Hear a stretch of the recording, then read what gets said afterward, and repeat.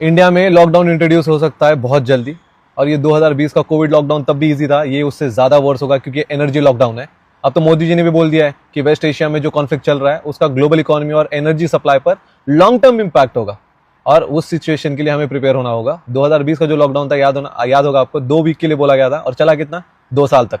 देश भर के पेट्रोल पंप पे ऑलरेडी लाइन लग रही है, आपने अपने दोस्तों से सुना ही होगा, गैस सिलेंडर मिल नहीं रहा, 3,000 रुपए मांग रहे हैं ब्लैक में।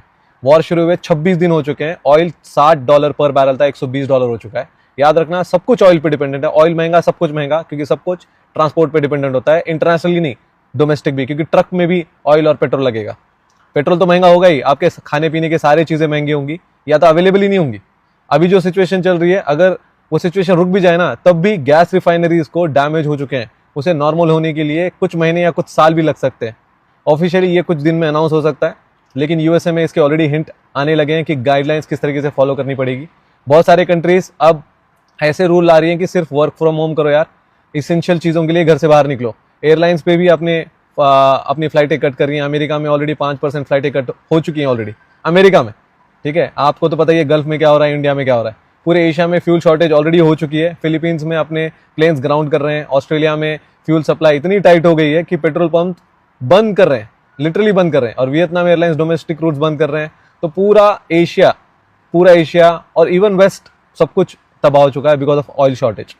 साउथ कोरिया की गवर्नमेंट बोल रही है कि भाई एनर्जी बचाओ, और इसको अवेयर करने के लिए कैंपेन चलाना शुरू करो, टीवीज पे एड्स रन करो। IEA इंटरनेशनल एनर्जी एजेंसी ने भी बोल दिया, ऑफिशियली बता दिया है कि ड्राइव कम करो, पब्लिक ट्रांसपोर्ट ज्यादा यूज करो, क्योंकि फ्यूल शॉर्टेज रियल है।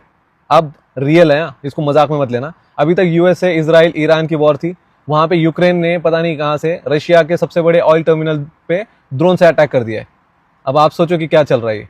यूएसए $2 बिलियन खर्च कर रहा है स्ट्रेट ऑफ हार्मुज को ओपन करने के लिए। वॉर से पहले वो ऑलरेडी ओपन था। क्या चल रहा है यार ये। आपको क्या करना है, आप कैसे तैयार होना है, अपनी गाड़ियों में फ्यूल भर लो, अगर बैकअप ले सको तो ले लेना, अगर मिल सके तो। खाने पीने की चीजें जो खराब नहीं होती, राइस, दाल, चावल, जो भी चीजें हैं वो भर लो यार। और अपने पास क्रिप्टो या कैश रखो, क्योंकि लेन देन में इजी होगा, क्योंकि बैंक्स बंद हो सकती है, मैं भी बता रहा हूं आपको। और आपके घर में कोई भी बुजुर्ग वगैरह हो, दवाइयां वगैरह होगी तो भर लेना, वेट मत करना कि यार मैं बाद में ले लूंगा। तैयार रहो। जय हिंद।